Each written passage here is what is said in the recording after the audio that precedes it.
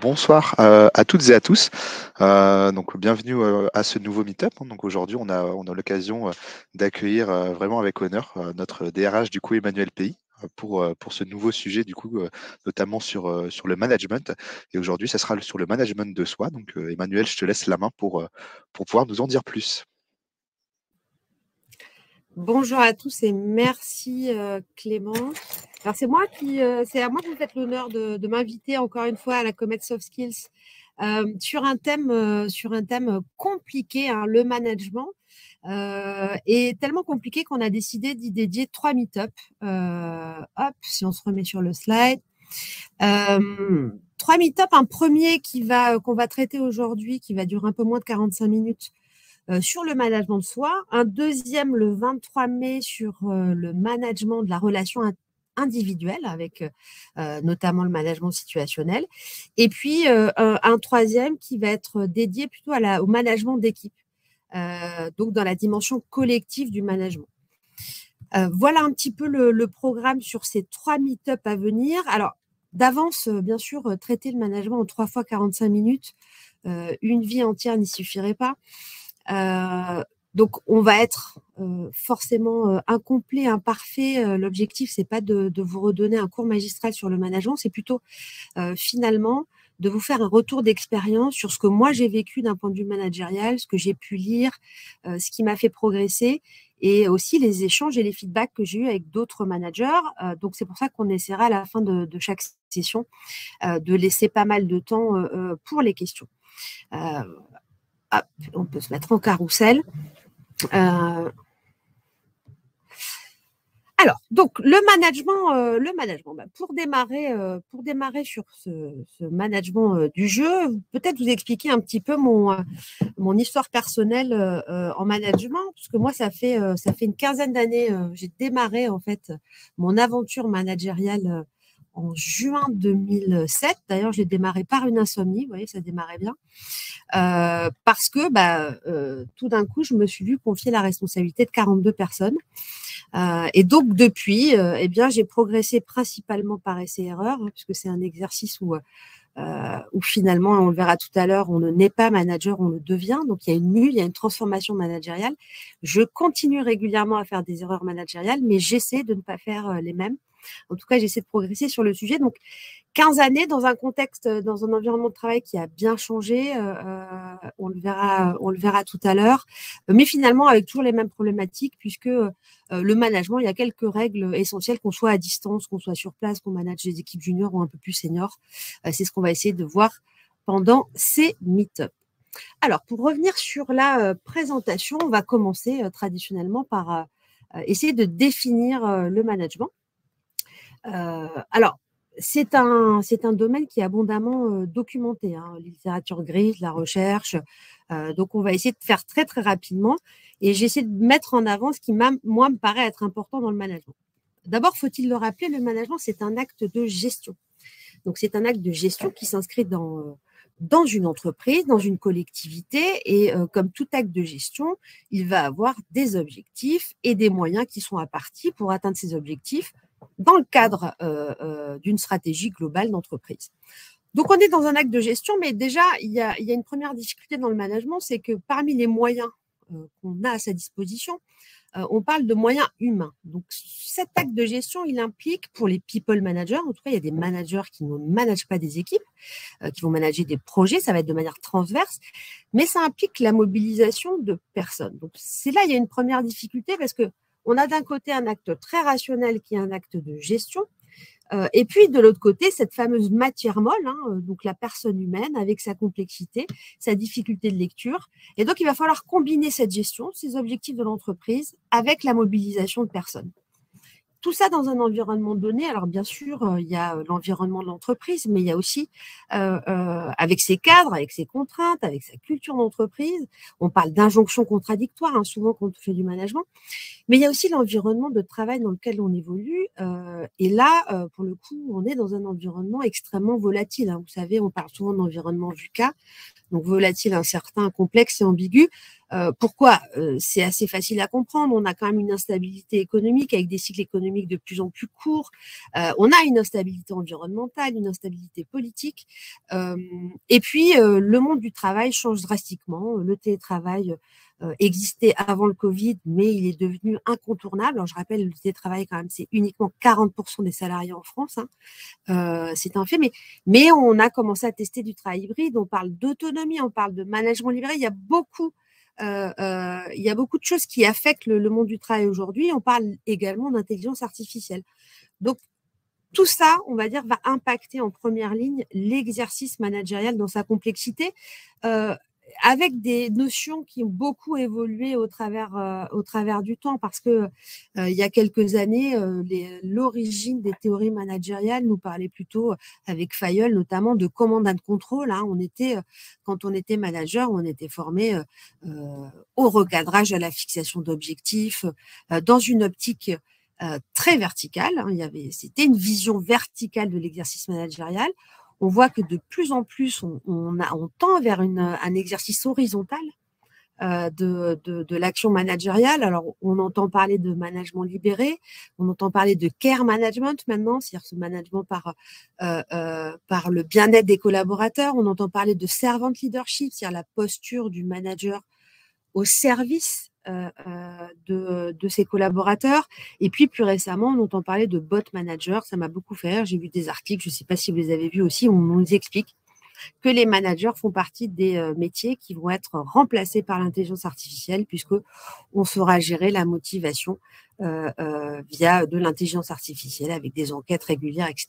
Bon, alors tout ça, on va dire, est de la prospective et je pense que vraiment c'est le moment de se raccrocher à ces compétences comportementales. C'est aussi pour ça qu'on est dans un meet-up soft skills.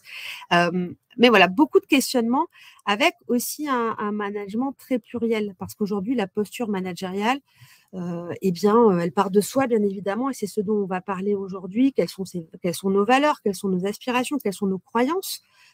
C'est un être humain qui manage, c'est pas un robot, c'est encore pas une intelligence artificielle. Et donc cette posture, elle peut passer par le coaching. Le coaching, je le rappelle, c'est pas faire à la place des gens, mais c'est les aider à trouver eux-mêmes leurs propres solutions. Elle peut passer par une vision un peu plus traditionnelle du management, avec cette dimension d'organisation et de mobilisation des équipes pour atteindre les objectifs fixés, ce que je disais tout à l'heure. Et puis, on parle aussi de leadership. Alors, je rappelle, le leader, c'est celui qui mène, donc c'est celui qu'on suit naturellement, celui qui a des followers aujourd'hui. Et là, on attache traditionnellement au leadership cette notion de sens et de vision, donc de posture globale. Donc, un management pluriel et puis un management confronté, je le disais, à un environnement très instable, et dans l'entreprise et parfois en dehors de l'entreprise. Alors, une fois qu'on s'est dit ça, quel est l'impact du manager? Ça sert à quoi un manager? Et c'est la question qu'on doit sans doute se poser nous-mêmes avant de commencer à faire du management. Et donc là, je vous partage cette phrase qui est bien connue, qui nous dit quoi? Qui nous dit: on rejoint une entreprise, on quitte un manager. Alors oui, mais encore, me direz-vous, c'est facile. On accuse toujours les managers, à tort ou à raison. Eh bien, en tout cas, ce qu'on peut se dire, c'est que l'engagement, c'est-à-dire cette volonté individuelle de contribuer à la réussite de son entreprise ou de la collectivité qui nous emploie, eh bien, l'engagement va être très conditionné par le management, on va le voir. Alors, d'abord, il y a beaucoup d'enquêtes qui circulent sur le niveau d'engagement des salariés dans le monde et en France. Donc, il y a un institut qui est à la pointe sur la mesure de l'engagement qui s'appelle Gallup, qui est un institut américain qui fait ses études depuis des dizaines d'années. Et Gallup nous explique la chose suivante. Il nous dit, en France, il y a 6% de salariés qui sont activement engagés. Alors, des salariés activement engagés, c'est quoi? Ce sont des salariés qui, tous les matins, quand ils vont travailler, eh bien, se disent qu'ils veulent contribuer activement à la réussite de leur entreprise. Là, il y a une immense proportion de salariés qui n'est pas désengagée, mais qui est plutôt neutre, parfois engagés, parfois désengagés. Mais si on identifie les gens qui sont activement engagés, c'est 6%. Ça paraît très faible, et si on le ramène, alors on sait qu'en Europe, on a un niveau d'engagement généralement plus faible qu'en Amérique du Nord, si on compare ces deux continents. Et la France fait partie des pays où il y a la plus faible proportion de salariés engagés.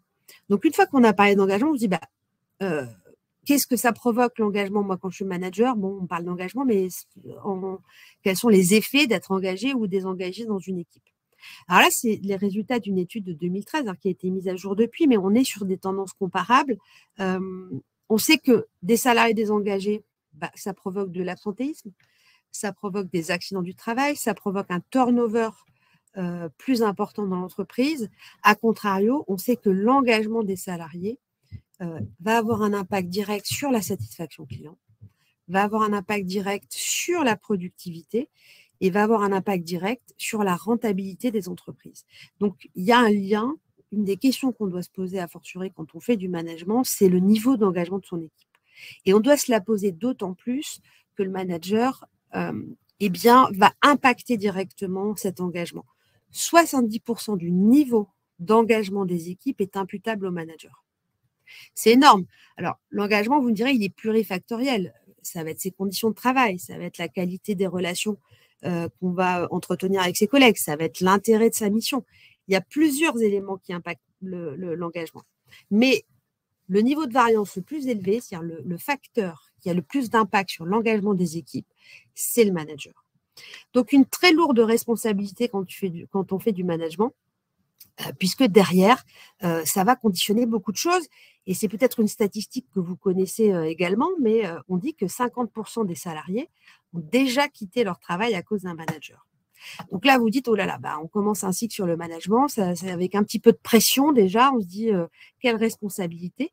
Oui, il faut en avoir conscience, on a une responsabilité, ça fait aussi partie de l'intérêt du job, parce que, vous le voyez ici, ça sert à quelque chose, et le manager impacte profondément la performance de son équipe. Et c'est ici que je voulais revenir, j'en avais déjà parlé à l'occasion d'une autre comète sur la vision qu'on va avoir et le rapport au travail, parce que souvent l'engagement est aussi conditionné au regard qu'on va porter sur son environnement de travail.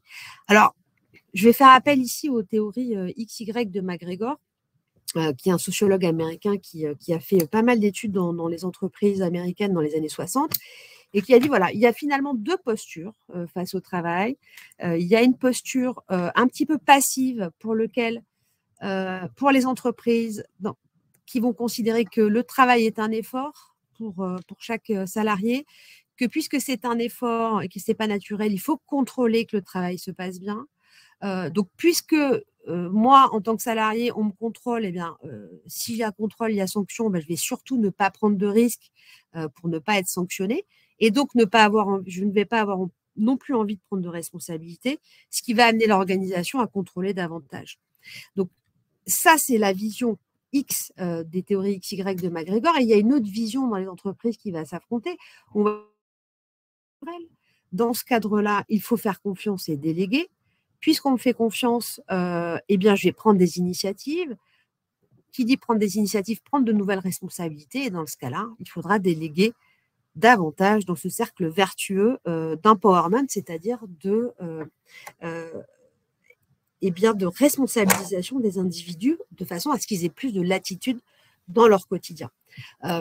Et donc, pourquoi je vous parle de ça quand on parle de management? C'est que d'abord, quand on commence à faire du management, et là, on est un peu dans les croyances, quel regard nous-mêmes, managers, portons sur le monde qui nous entoure et portons sur la posture des gens par rapport au travail.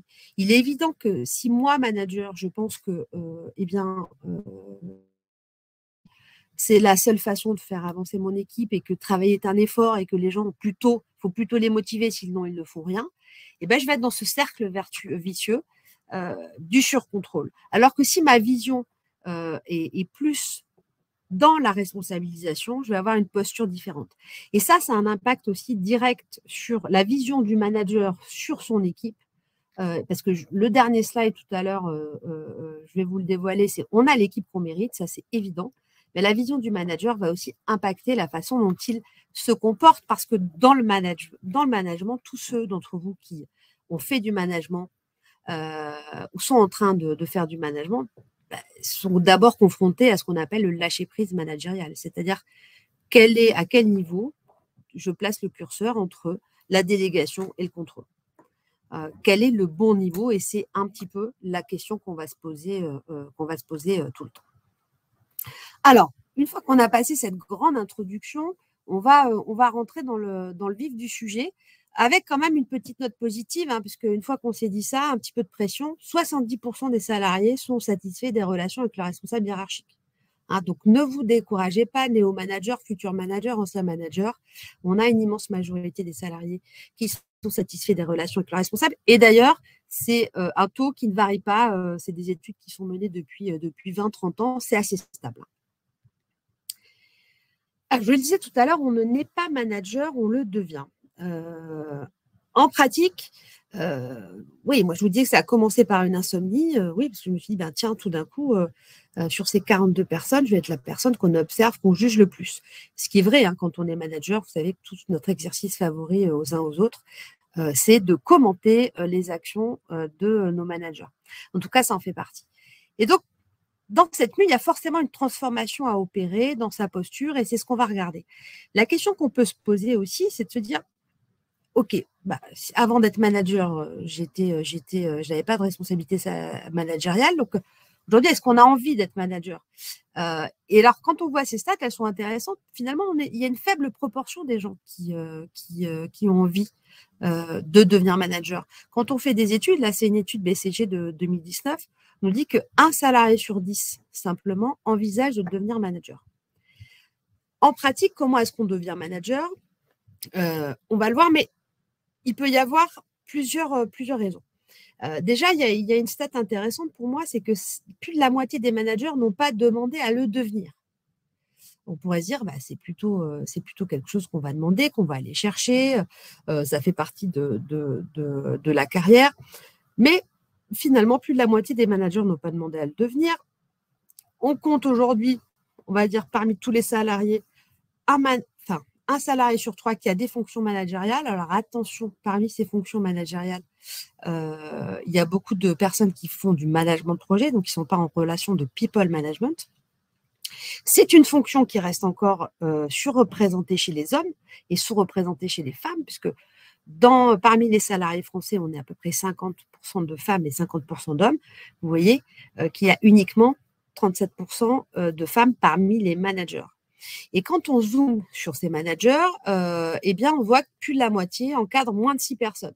C'est-à-dire qu'on est plutôt, la majorité des personnes en situation de management sont des managers dits de proximité.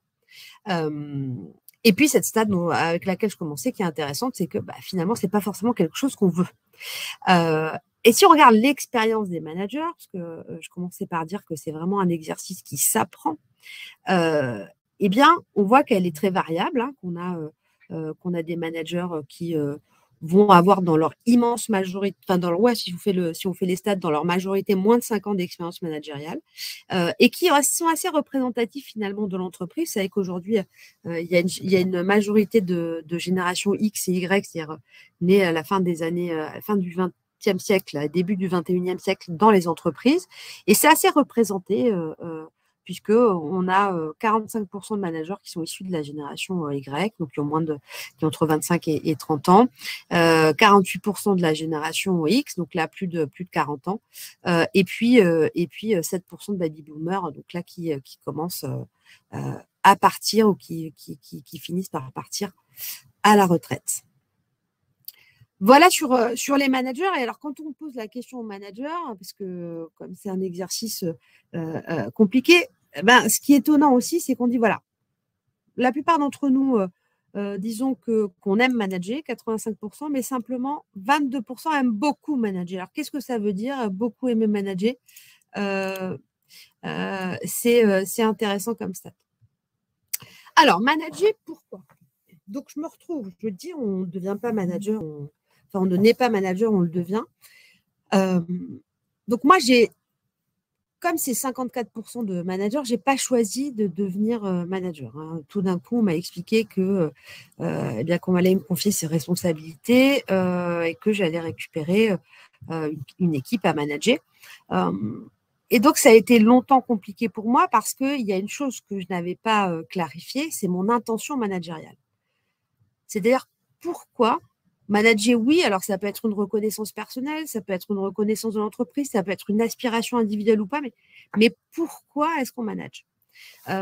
Et donc, dans mon cas, le jour où je me suis dit, bah, finalement, moi, ce qui m'intéresse, pour moi, le management, ça va nourrir mon besoin de liberté parce que ça me permet d'avoir une plus grande latitude décisionnelle. Ça, c'était mon premier point. Et mon deuxième besoin qui va être nourri à travers le management, c'est le rôle d'éducateur, d'essayer d'accompagner la trajectoire et la progression des gens dans mon équipe. Eh ben, ça a donné du sens à mon action. Et aujourd'hui, on sait que le sens fait partie des principales requêtes des Français ou des salariés vis-à-vis de leur travail, hein, cette quête de sens, et elle commence par soi quand on manage. Et ça, c'est très important parce que ça va donner un fil directeur. Et ce sens, il est très personnel. Là, j'ai donné des exemples, mais ça pourrait être animer un collectif de travail, gagner en impact et en latitude décisionnelle. Il y a des gens qui disent, bah voilà, moi, ça me permet d'avoir plus d'impact sur mon entreprise. Il y en a d'autres qui vont se dire, bah, ça va me permettre directement d'avoir un rôle stratégique et de contribuer à cette stratégie, à la réussite de l'entreprise. Ça va me permettre également de performer. Donc, voilà, les exemples sont multiples. C'est extrêmement personnel, mais moi, je suis convaincue qu'avant toute chose, il faut clarifier son intention managériale et donner un sens à son action. Si on ne donne pas de sens, ça devient très compliqué. Et communiquer sur ce sens-là aussi. Donc ça, c'est un point qui me paraît très important quand on démarre dans la fonction managériale. Le pourquoi. Ensuite, une fois qu'on s'est dit ça, comment ? Alors, comment je manage? Ça, c'est la question qu'on se pose tous quand on démarre. Quel est le style? Quelle est la posture? Et donc, on va essayer là d'avoir quelques tips pratiques, pratico-pratiques. Alors, d'abord, premier écueil, vous savez que le manager, soudain, se voit atteint le jour où il devient manager de plein de syndromes différents. Alors, je ne sais pas si vous avez des idées de syndromes. Là, je vois dans le chat. Est-ce qu'il y a des choses qui vous paraissent plus représentatives que d'autres? Je me marre parce que je regarde les commentaires dans le chat. Mais... Alors, premier syndrome, le syndrome de l'imposteur. Alors, celui-là, c'est, voilà, tout d'un coup, vendredi, je n'étais pas manager. Lundi, je deviens manager. Et donc là, on va dire, les plus lucides d'entre nous qui ont un petit peu peur de l'exercice vont se dire, mais je n'ai pas les compétences, en fait. Je ne sais pas faire, je ne sais pas tout faire. On me demande de manager une équipe, mais je ne sais pas faire tout ce que l'équipe sait faire. Je n'ai pas de légitimité. Donc ça, c'est un syndrome extrêmement courant dans la prise de poste managériale. Alors, qu'est-ce qu'on fait quand on est atteint de ce syndrome de l'imposteur? On l'accepte, en fait. C'est-à-dire que on va dire dans la légende ou la figure managériale légendaire, on va dire, mais le manager, je vais voir tout à l'heure, il est omniscient, omnipotent, il sait tout faire. Moi, je pense qu'il y a une phrase qui peut régler quand même pas mal de sujets quand on est manager et qui simplifie les rapports à l'équipe, c'est quand on ne sait pas, dire je ne sais pas, en fait. Et apprendre et avoir une petite dose d'humilité qui nous permet quand même de régler les rapports aux autres beaucoup plus facilement.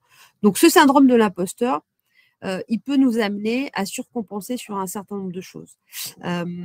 Donc, c'est un syndrome parmi d'autres parce que de l'autre côté du spectre, on a le syndrome du petit chef. Alors, celui-là, on l'adore tous. Donc, le syndrome du petit chef, moi, je l'appelle aussi le syndrome du videur de boîte de nuit. Mais ça correspond à tous ces gens qui, dès qu'ils sont investis d'un pouvoir, c'est assez grisant le pouvoir, hein, quel qu'il soit, eh bien, ont tendance à en abuser ou à surjouer un petit peu, justement. Et ça peut être lié, on peut démarrer avec un petit syndrome de l'imposteur en disant « je ne suis pas capable, donc je vais surcompenser et vouloir faire preuve d'autorité ». Or, quand on a de l'autorité, on n'a pas besoin de démontrer cette autorité. Hein. Ça, c'est quelque chose d'assez net. Mais ce syndrome du petit chef, on l'a tous vu, on l'a tous subi, on l'a peut-être fait nous-mêmes. Donc ça, c'est aussi un mal qui atteint le manager. Il y a un autre syndrome qui est intéressant, c'est ce qu'on appelle le syndrome du sauveur. Alors, qu'est-ce que c'est que le syndrome du sauveur? C'est celui qui, tout d'un coup, se sent investi d'une mission quasi divine et qui dit « mais moi, je vais tout sauver, je vais tout réparer. Je vais faire en sorte que ça fonctionne, quoi, que les gens aillent bien, que ça fonctionne. » Donc, l'intention est bonne, mais vous êtes quand vous êtes manager, vous êtes là pour sauver personne, en fait. Personne n'attend d'être sauvé, personne n'a besoin que vous le sauviez. Donc, vous êtes là pour porter pour ajouter votre pierre à l'édifice, mais certainement pas pour sauver vos collaborateurs. Attention au syndrome du sauveur, parce que lui peut être un peu intrusif et il peut souvent mal faire en voulant bien faire. Un autre syndrome qu'on voit aussi dans l'entreprise, c'est le syndrome du copain. Alors, le syndrome du copain, c'est celui souvent qui ne sait pas comment bien se positionner parce que c'est peut-être celui qui a été promu dans l'équipe. Voilà, jusqu'à présent, il faisait partie de l'équipe. Et puis, du jour au lendemain, il devient chef. Donc, il se dit, bon, je ne vais pas devenir petit chef tout d'un coup parce que quand même, j'aime bien mes collègues et j'ai envie qu'on continue à bien s'entendre. Donc, on va faire un peu manager copain. Donc, on va rester proche, je ne vais pas trouver la bonne distance. Il ne va pas y avoir vraiment de relation hiérarchique entre nous. Ça a quand même aussi des effets pervers parce que, et on va le voir tout à l'heure, parce que le management, ça induit une certaine distance. C'est-à-dire que quand vous êtes dans une relation de copinage avec vos équipes, le jour où il faut recadrer, où il faut durcir un peu le ton parce que ça arrive, le manager, c'est aussi de manager des difficultés, et c'est plus compliqué quand on est dans le rôle du copain. Et puis, alors, le dernier syndrome, c'est celui de l'omniscient. Donc, c'est le manager, vous savez, qui sait tout, voit tout et a réponse à tout. Sachant que tous, on fait tous la même erreur quand on commence à manager, c'est qu'on pense que la meilleure façon de faire, c'est la nôtre. Pourquoi? Parce que c'est celle qu'on fait naturellement sans s'en rendre compte et c'est celle qu'on trouve la plus efficace. Donc, on va essayer de l'appliquer à tout le monde. Et donc là, on va vite se heurter à l'altérité, au fait que les gens fonctionnent différemment. Mais le manager omniscient, lui, il laisse pas la place aux autres. Et je pense qu'il nourrit surtout on va dire, une petite névrose personnelle d'insécurité, puisque finalement, quand on sait les choses, on n'a pas besoin de le déclamer partout. Mais vous voyez, on a plein. C'est assez drôle parce que dans les personnages de managers qu'on peut rencontrer au cours de sa vie, et nous-mêmes, on est tous tombés dans un ou plusieurs syndromes. Et donc, une fois qu'on s'est dit ça, on s'est dit, il faut que j'évite quand même certains pièges. Comment je manage? Alors, j'ai essayé quand même de choisir quelques, on va dire, qualités, caractéristiques, soft skills du manager. Il y en a beaucoup. Donc là, je vais assumer très humblement un choix personnel. Donc, que vous pourrez compléter avec votre propre échelle de valeur. Mais pour moi, la première caractéristique d'un manager, quand on commence à manager, il faut essayer d'être juste. Je vous ai raconté mes insomnies la veille de ma prise de poste managérial. Et là, je me suis fait cette nuit-là une première promesse, c'est de me dire, on ne peut pas confondre adhésion et popularité, en fait. Le management, ce n'est pas un concours de popularité. Pourquoi je dis ça? C'est qu'en fait, si on prend des décisions pour qu'elles soient populaires, ou autrement dit, si on agit pour être aimé, eh bien, on en devient injuste. Parce que les ressorts de nos décisions vont être basés sur des critères purement subjectifs et qui vont varier, qui vont avoir aucune constance, qui vont être difficilement lisibles. Donc, je pense que quand on fait du management, il faut assumer les désaccords, il faut assumer que certaines fois, on ait du mal à emporter l'adhésion de tous, mais il faut sans arrêt essayer de le faire. Donc, adhésion et popularité, ce n'est pas la même chose. Adhésion, je fais en sorte que tout le monde aille dans la même direction et j'essaie de communiquer de manière transparente sur mon action. Popularité, ça peut vite confiner à la démagogie. Mais souvent, la popularité se transforme très rapidement en impopularité. Donc, dans la justesse managériale, à mon avis, il y a ça à avoir en tête. Ensuite, il y a le fait de ne pas confondre bienveillance et complaisance. Donc ça, c'est important parce que la bienveillance, on en entend beaucoup parler. Et la bienveillance, aujourd'hui, je trouve qu'on en fait une lecture complaisante. C'est-à-dire que la bienveillance managériale consisterait à ne donner que les points positifs, à ne faire jamais de recadrage, à ne jamais souligner les axes d'amélioration. Moi, je crois que la vraie bienveillance, c'est celle qui essaie de faire progresser les autres et parfois en disant des choses qu'on n'a pas envie d'entendre. Donc après, c'est une question de timing, c'est une question de ton, c'est aussi une question d'humilité, parce que quand on est manager, et je vais le dire tout de suite après, on fait beaucoup d'erreurs aussi, ça il faut savoir le reconnaître. Donc l'idée, c'est d'en faire de moins en moins. Mais en tout cas, l'exercice managérial implique un certain courage, et des fois, ce courage veut dire qu'on va annoncer de mauvaises nouvelles, qu'on va devoir porter des décisions compliquées, et ça fait partie du job. Et donc, tout ça implique dans cette justesse de trouver la bonne distance. Je parlais tout à l'heure du syndrome du copain, donc il ne faut pas être ni Jupiter ni copain. Il faut trouver cette distance-là, mais elle est nécessaire parce que sinon, cette justesse devient difficile. Ça, c'est ma première conviction managériale sur la posture et l'échelle de valeur qu'on doit avoir en management. Il y en a une deuxième qui est essentielle, qui est la lucidité. Et c'était un petit peu le pitch du départ, c'est-à-dire qu'en fait, on ne peut pas prétendre manager d'autres personnes que soi si finalement on n'a pas progressé, on n'a pas instruit ce questionnement sur la connaissance de soi.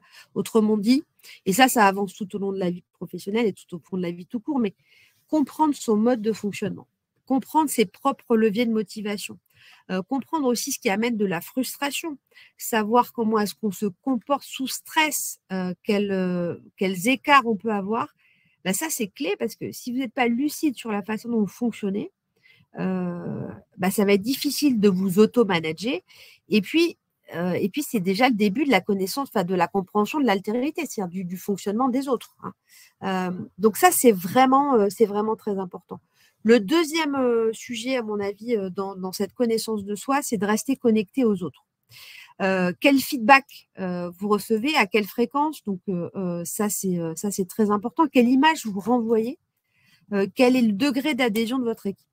Un des dangers quand même du manager, c'est d'être un peu isolé ou d'être hors sol et de ne plus être connecté aux préoccupations de son équipe. Donc, il faut, tout en gardant la bonne distance, essayer vraiment de provoquer ce feedback. Alors, on a parlé, je crois, beaucoup dans les meet-up soft skills de la fenêtre de Johari, mais ça, c'est un exercice très intéressant, c'est de se dire, et que vous pouvez faire, vous pouvez aller chercher de la doc sur Internet, il y a tout le mode opératoire qui est détaillé.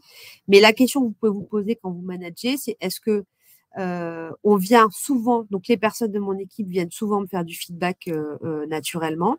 Et est-ce que moi-même, je fais du feedback, je fais des retours aux personnes de mon équipe. Donc, autrement dit, est-ce que je sais ce qu'elles pensent de moi et est-ce qu'elles savent ce que je pense d'elles, professionnellement parlant, bien évidemment. Et donc, c'est la conjonction des deux, ce qui va être connu de soi et des autres, qui va permettre cette communication efficace. Et c'est pour ça qu'on parle beaucoup de feedback aujourd'hui, c'est que ça, c'est quand même clé dans la bonne communication d'équipe. Et quand on est manager, il faut rester ancré et pas complètement être déconnecté de ce qui se passe sous prétexte de rester à distance. Et puis, un point important dans cette lucidité, c'est assumer ses imperfections. Et les assumer d'abord vis-à-vis de soi-même, ça c'est quand même utile, et puis de les assumer vis-à-vis de ses équipes. Je crois que c'est ce que je disais tout à l'heure sur le manager omniscient, c'est-à-dire que quelqu'un qui prétend tout savoir, tout connaître, ne pas faire d'erreur, n'est pas très crédible, et que cette posture tend à avoir des effets plus délétères que celle qui consiste à dire « je me suis trompé, je ne sais pas faire, tu es meilleur que moi dans certains domaines ». Donc, assumer ses imperfections, c'est clé, je trouve, dans la posture managériale. Et surtout, ça permet, et ça, c'est quelque chose, je trouve, que moi, en tout cas, j'ai appris au fil des années, ça permet de s'entourer de gens qui nous sont complémentaires. C'est-à-dire, si on n'a pas cette lucidité sur ce qu'on sait faire ou ce qu'on ne sait pas faire, on va avoir tendance à reproduire un peu des gens qui nous ressemblent, à s'entourer, à cloner un petit peu l'équipe. C'est ce qui arrive assez souvent. Et ce qui conduit souvent à des résultats qui ne sont pas très intéressants, puisque si tout le monde fonctionne de la même façon, confronté au problème, on va tous avoir les mêmes solutions, et c'est pas très efficace. Donc voilà, assumer ses imperfections, je trouve que ça fait honneur à tout manager, et ses équipes ne le respectent que plus. Donc juste lucide tout ça pour finalement être authentique parce que alors on a tous des rôles modèles. Moi, je me suis inspirée. Moi, j'ai eu des exemples, des contre-exemples. J'ai eu des managers. J'ai eu 16 managers dans ma vie managériale. Des managers qui m'ont beaucoup marqué et qui m'ont inspiré. D'autres managers qui m'ont beaucoup marqué parce qu'ils m'ont traumatisé. Donc voilà, je pense que c'est intéressant aussi de trouver son propre style managérial. Et les gens vont vous suivre pas parce que vous êtes plus intelligent, pas parce que vous êtes plus performant, pas parce que vous avez plus de pouvoir. Les gens vont vous suivre aussi parce que vous êtes vrai quelque part. Et cette authenticité-là, donc notamment dans le fait d'assumer ses imperfections et de donner ses règles du jeu, elle est très importante pour moi pour remporter l'adhésion des équipes. Donc voilà sur le management de soi, ces 3 aspects qui me semblent très importants quand on commence à manager, s'efforcer d'être juste, gagner en lucidité, travailler sur soi et puis trouver son propre style en visant l'authenticité puisque après tout, les copies sont toujours moins réussies que l'original. Et donc, tout ça nous amène à quelque chose de très simple à faire au niveau managérial, c'est quand on commence à manager, de fixer les règles du jeu. Et donc ça, c'est aussi très important pour permettre, fixer les règles du jeu, c'est quoi? C'est donner, en fait, expliciter son mode de fonctionnement. Donc, très simplement, moi, ce que je dis souvent à mon équipe, c'est je suis régulièrement en retard. Bon, ça, je me soigne, mais ça reste quand même une réalité. Or, il y a des gens pour lesquels la ponctualité, c'est un signe de respect et à contrario d'irrespect quand on est en retard. Donc, moi, je préviens tout de suite en disant, voilà, moi, j'ai plutôt tendance à être en retard. Mon mode de fonctionnement, c'est aussi que je suis là plus tard le matin, mais plus tard le soir. Donc, ça, mes horaires, elles sont décalées dans ce sens-là. Mon mode de fonctionnement, c'est aussi de se dire, porte ouverte, vous pouvez venir, porte fermée, c'est que je suis occupée. Voilà, donc expliciter un petit peu son propre mode de fonctionnement, ne pas hésiter à dire sous stress, je suis tendue, et donc je vais avoir tendance à réagir comme ça. Ça donne des clés de lecture en fait aux gens qui travaillent avec vous. Et c'est aussi l'objet d'un dialogue parce que souvent le manager, il y a une relation unilatérale en disant toi tu fonctionnes comme ça, mais partager aussi son propre mode de fonctionnement, pour moi c'est clé. Il y a un autre aspect qui me paraît très important, c'est de fixer le cadre de vie collectif. Vous avez une équipe, il y a des règles qui s'appliquent dans l'entreprise, bien évidemment, mais quelles sont les règles de l'équipe? Quels sont les rituels? Qu'est-ce qui est important pour vous, pour l'équipe? Donc ça, il faut l'expliciter de manière extrêmement claire quand on commence à manager. Et de la même façon, il faut clarifier les attentes par rapport aux individus et ne pas hésiter à partager aussi sa vision des choses. Donc, clarifier dès le départ les règles du jeu, c'est pour moi quelque chose de très important et d'assez facile à faire et qu'on fait pas souvent finalement dans l'exercice managérial. Voilà, et j'en finirai là. Je vous avais dit qu'on serait à moins de 45 minutes par ça. Hein, moi, j'entends toujours des managers qui râlent sur leur équipe et des équipes qui râlent sur leur manager. Tout ça va dans les deux sens. Mais il ne faut pas oublier quand on fait du management qu'on a l'équipe qu'on mérite. Hein. Donc, c'est celle qu'on construit, celle qu'on fait progresser au quotidien. Et donc, ça, c'est important de garder ça en tête.